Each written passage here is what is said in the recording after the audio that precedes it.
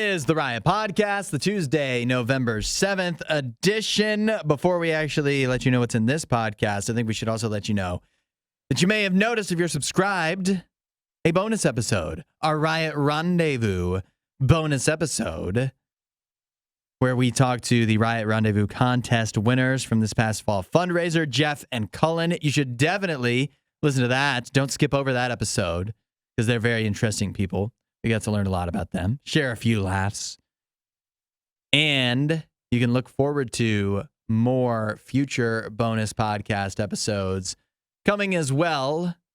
Some with special guests like Jeff and Cullen, some not. We'll just see. But if you have ideas for what you'd like to hear in our bonus episodes, now's your time. Now's your time to let us know in the comments or at 8772 RadioU. It gives us an opportunity to go longer form with some of our topics.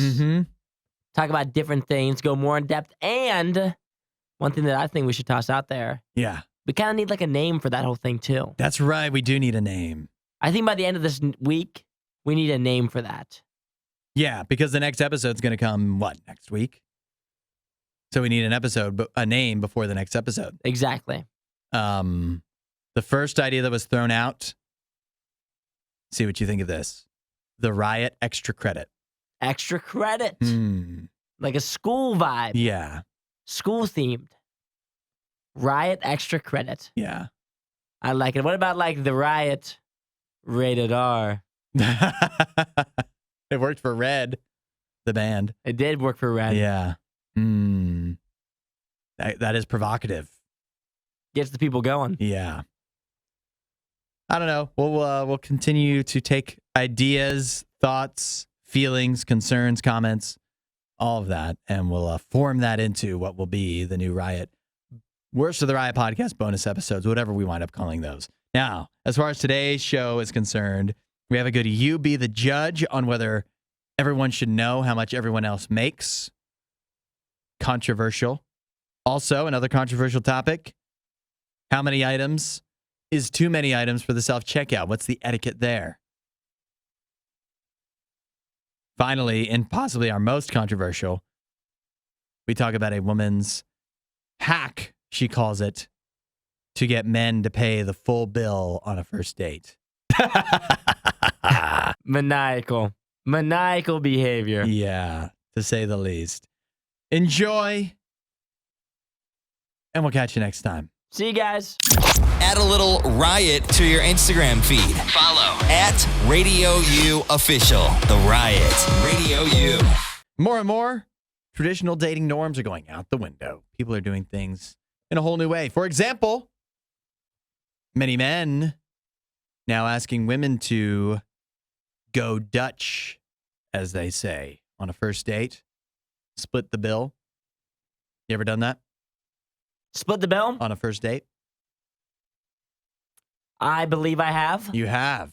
I believe so. How do you go about asking? I don't really ask. You don't ask. I'm not like, do you want to split the bill? It's usually like usually the lady is the one who brings it up. So you've never been on a date and been like, you want to split this? yeah, or the waiter comes over. Together or separate? Yeah. That's never happened to you? I know they've said that, and I would just say together. It's difficult and for me. And then she'd be like, oh, no, we can do it separate. And I'd be like, all right, cool, perfect. Thank goodness. Yeah, that sounds like a fair way to do it. Do you take that as a sign that the date did not go well? I take it as the sign as the girl feels very independent. And which is good. Right? Cool with me. Yeah.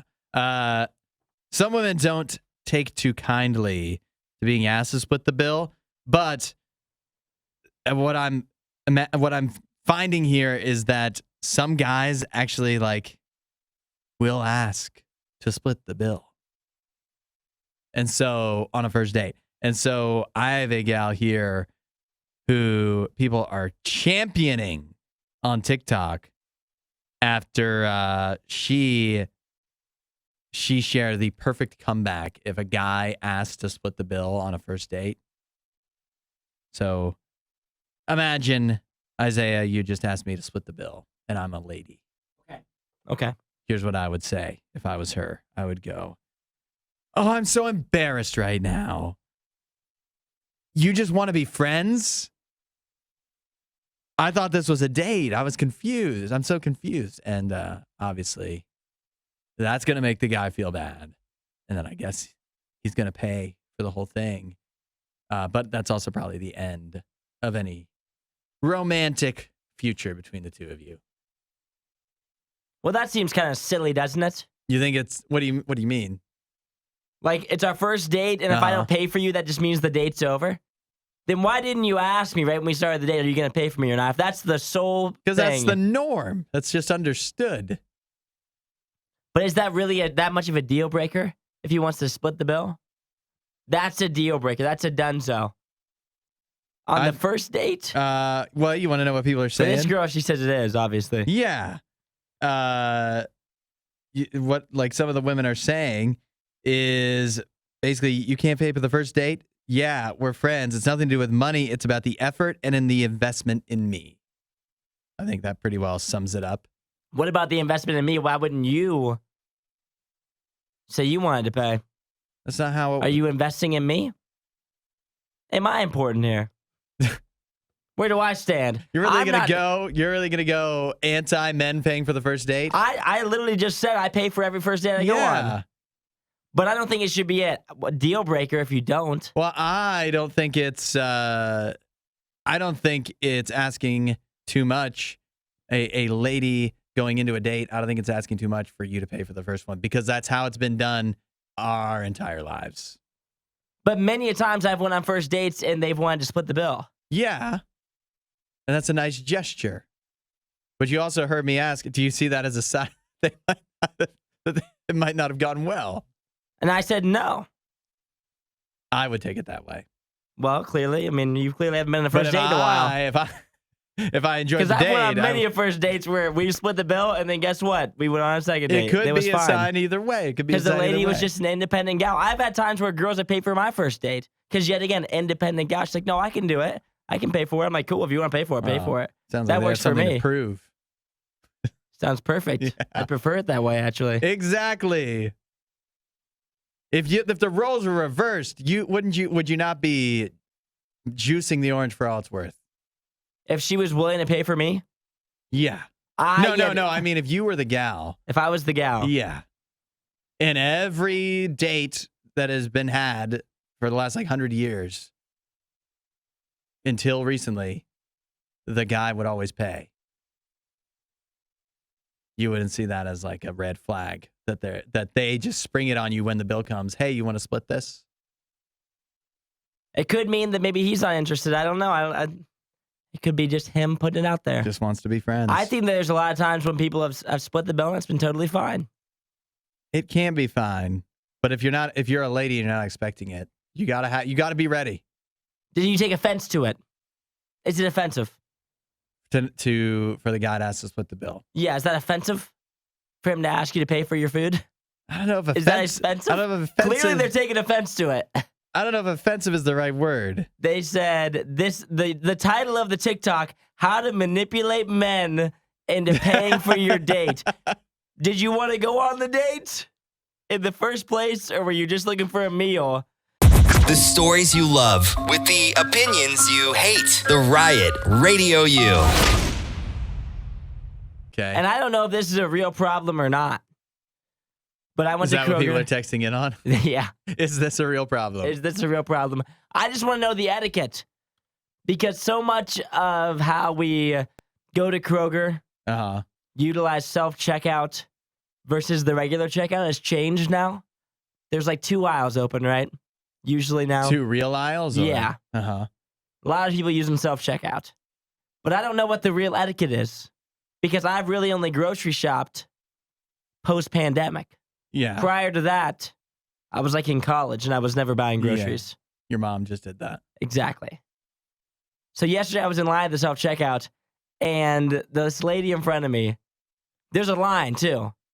There's other lanes open, like the regular lanes. Yep. That people with a big basket of food would go in, right? If you have food for your whole family, you would go in. Yeah. At least that's how the etiquette that I think, that's how it's supposed to go. This one in front of me had a full cart.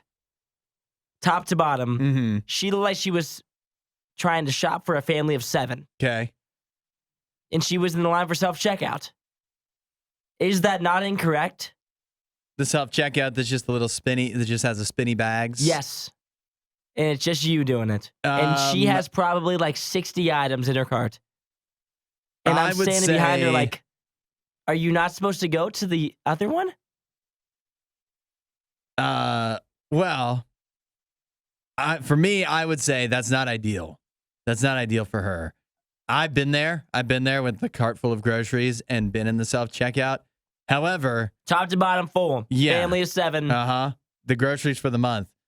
And I understand the predicament because oftentimes the line, if there is one other lane open that's like a person that is meant to check out all of those items, there may be a big line for that. And so it's just like, how long am I really going to wait? Because everybody else in that line has a million items. Whereas you could be one person taking up one of the 6 self-checkouts with all of your millions of items, you know? However, it makes it very, very difficult. Forgetting about how you're holding everybody else up, it just makes it difficult because you have no space to put all your stuff. And so once you fill up 4 bags, what do you do? And then in my mind, too, I'm like, if you went shopping for the family of 7 and you're going to self-checkout, I feel like if you are the one person who decides you're going to be the one to do the self-checkout, that seems kind of selfish. Like, you've got 60 items. Everybody else here has like 3. Yeah. Why are you not in the line? You know what? This goes back to, let's just circle this back to one of my favorite questions to ask now. What if everybody did it? Exactly. That's what I think, too. What if everybody with a full cart started using the self-checkout that has the 4-bag spinner? Not going to work. You can go to the self-checkout that has the belt. Yes, the belt. belt. If it's got the belt. I agree. Yes. But if it's the 4-bag spinner, unless, I mean, sometimes you really feel forced into it, but I would say avoid it if you can. Because I was confused because, yet again, I didn't shop pre-pandemic or whatever at Kroger. And so there's only been there's only like one of those lanes open that has like the actual worker there ready to help you and scan it for you. But I always thought that's where you would go if you had a full thing of groceries. And so when this lady was standing in front of me in line, and yet again, I had like 4 things. I had like bread, milk, some hamburgers, and cheese. Yeah. Because I'm a single male and I live by myself and I don't have to shop very much. Yeah. And so when I was standing behind this woman that had this humongous cart that had so much stuff in it, I was in shock and I didn't know. At the very least, and this wouldn't have helped anybody else, but you know what she should have done if she was the one person in front of you. And this is no matter what line you're in. If you have a cart full and somebody behind you comes up with like 3 things, you say, "Oh, you want to go ahead?" Yes, that's if a nice thing. If she was a nice lady. Go on ahead. Go ahead of me. I have a bunch of stuff. Yeah. Well, you guys can text in 8772 Radio U. If you're shopping for your family, if you're shopping with a full cart, do you ever go to the self-checkout? And I'm not saying it's wrong. I just didn't know if it was right to do that. If podcast awards were ever a thing, this show wouldn't win any. This is the Worst of the Riot podcast.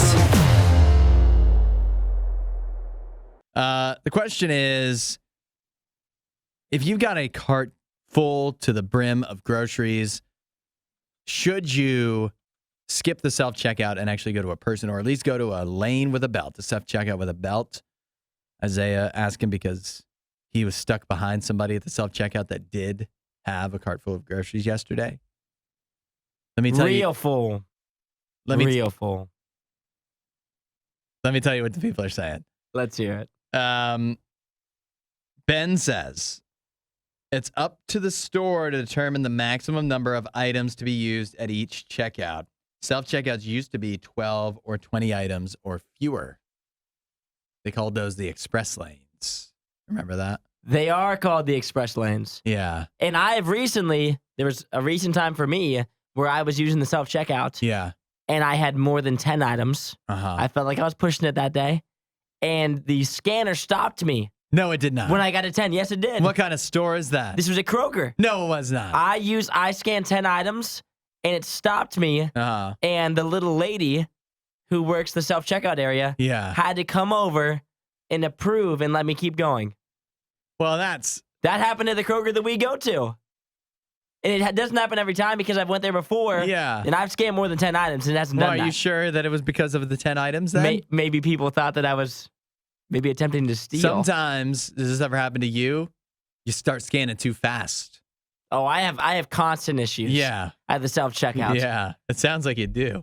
I've never had that happen before. And More than 10 items. If that's how it works, that is obviously even more inefficient. Yeah.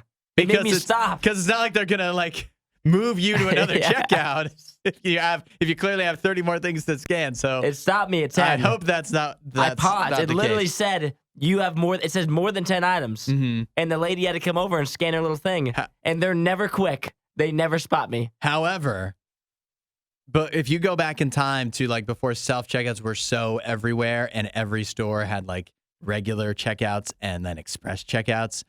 Nobody loved to complain more than people in the express checkouts about somebody else that had more than 15 items. Oh, that was... Don't act like you didn't count. Like, you made sure to count your items before you got in that express lane. Yeah. Because if you had more than 15, oh, man, you felt like a real jerk. Yeah, you were pushing it, but then... You're like, I have 16, I can't go. If you saw somebody that had 23 items in the 15 or less... You were telling your friends. My mom, that was a big topic of conversation. And nowadays, people just go to the self-checkout just with 60 items, and they're like, whatever. That's what I do. Scott says, I believe when people have that much stuff to buy and they go through the self-checkout, they're attempting to steal. That makes sense. That's a wild accusation. But at the same time, I think it makes sense. It would definitely be easier to steal there. Way easier. Janae texted in, I use the self-checkout no matter how much stuff I'm buying. It's usually faster, and I can bag items according to how I want them. And self-checkout lines at my closest store are usually shorter than the ones with an employee. Now, that's for sure, and I agree with the bagging thing. And you know what's really inefficient is when there's not a bagger, and so then you're bagging. You're bagging yourself. Actually, you know what? Sometimes I kind of like that. I don't mind bagging. If it's me and my wife, and we go through like a person line, and they don't have a bagger, they love us. Nobody bags better than me, and I never worked at a grocery store, but they always offer to hire me when they see me bagging. Emily, unrelated. Susanna, this seems like an edge case. She says even if she's buying a lot of stuff, it's usually for like separate orders, like for her coworkers or whatever. And so it's easier for her to just separate it off into the different payment methods at the self-checkout. Yeah, than have to do that in with an employee. So I don't know. Aaron says in the last 16 years, I've never not used the self-checkout. If I have a super full cart, I'll do the lane with a belt. See, I'm okay with the lane with the belt. It seems as if everyone's just saying, you know what, I'm doing the self-checkout. Stephanie says, I was behind a woman in line at Target on Sunday who had $667 worth of Christmas ornaments. We were in line for checkout. But not the self-checkout. Well, either way, you're going to be sitting there for a while, it sounds like. I feel that people are pushing back, giving a lot of valid reasons why you may go to the self-checkout, no matter how much stuff you have. I lean, if you have a lot of things, maybe. I understand there's only one lane for the regular checkout. Then maybe you don't go to that one, and maybe you do the self-checkout. Yeah. Because it's backed up. Well, one other thing, though, is that if you're in the lane, if you have a cart full of groceries, this is your grocery shopping time. You didn't run in. You're not trying to get in and get out. You got a cart full of groceries. You know you're going to be there a while. So maybe part of that task is you got to put yourself in the person line, the employee line, even though you're going to be there longer. Could that be fair to say? Some people aren't going to like that. Apparently not. Some people aren't going to like that. Radio U's Worst of the Riot podcast. Should your salary be public knowledge? Could we benefit as a society? It's so dramatic with this music. Could we benefit if everybody knew how much everybody made? What do you think? 8772 Radio U. Isaiah, your first thoughts? I'm torn here. This seems like a very personal matter. Mm-hmm. Some people may say they'd like their salary to be out there. Reasoning B, yeah, go ahead. they might make a lot of money. Or they may make very little money. I feel like there's times, even if you don't make very much money, that you would want everyone else's salary to be out there. Not because it really benefits you, but it might benefit you to know what your coworkers are making. For negotiations. Or if you make a lot of money, that could also, if it's public knowledge, it could endanger your household for gremlins who like to rob. Oh, yeah. There's a downfall. Well, I guess, but I mean. 2 texts right away. The first one, absolutely yes. The second one, absolutely not. That's hilarious. I'll tell you that as we get into this, the reason I bring it up is because there was a recent survey about it that found there's a significant generational divide, which says to me that maybe times are going to change on this as we like in our lifetimes. Maybe everybody will know how much everybody makes because only 37% of baby boomers said they were willing to have their salary be public, whereas basically like 75% of Gen Z and millennials said they were fine with it. So the younger you are, the more likely you are to say, yeah, everybody should know everybody's salaries. But if you're older, not as much. Yeah, I think that is the divide because Regina says absolutely yes leads to more fair wages. Mm-hmm.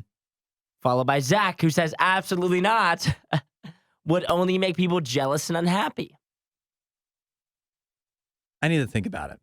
I want to see some more thoughts. I want to see some more pros and cons. 8772 Radio U. Text in what you think. Should everybody's salaries be public knowledge? Should be out in the open? Yes or no? And why or why not? Oh, hi there. This worst of the riot. Crank that up. Radio U. Question is, should everyone's salaries be public? Would we be better off if that was the case? And depending on what you think, why or why not? And surprisingly, shockingly, people had a lot of thoughts on this.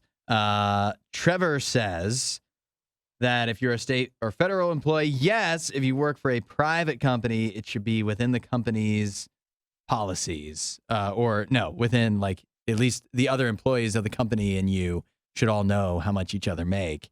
He says if he's making less than somebody else doing the exact same job, you should be able to research their pay and know what's best for him. Some good thoughts, I think, from Trevor. Jason says, my company has a policy that you can't discuss salary with coworkers or it could be grounds for termination. How much you make, Jason? Jason, sounds like your employees, sounds like everybody's making them different amounts of money. Yep, that's right. Sounds like the guy that's doing the same job as you might be making the exact same or way more than you. Or way less. Yeah, that's right. Maybe Jason's the lucky Maybe you're one. the hot dog, brother. Yeah. Maybe you're not. Maybe not. Dee says that she's worked at jobs as an educator in the past where everyone knew what she made. She was a state employee, and in the state of Florida, all state employees' salaries are posted online. So I'm seeing a few people saying stuff like that where, like, you know, there's different sectors, different industries, companies, whatever lines of work you could be in, where it is the norm for everybody, for it to be public anyways. And, I mean, as far as I know, those industries haven't crumbled, right?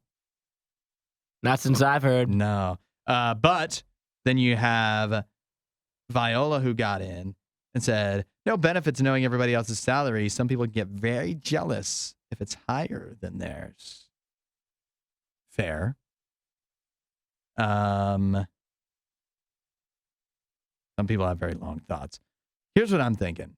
I like Natalie's answer. She said, I'm a state employee and my salary is public knowledge. When I managed people, I would have staff come to me frequently complaining that their job performance was better than someone else who is posted online making more money than them. Creates a lot of conflict and stress for staff and managers.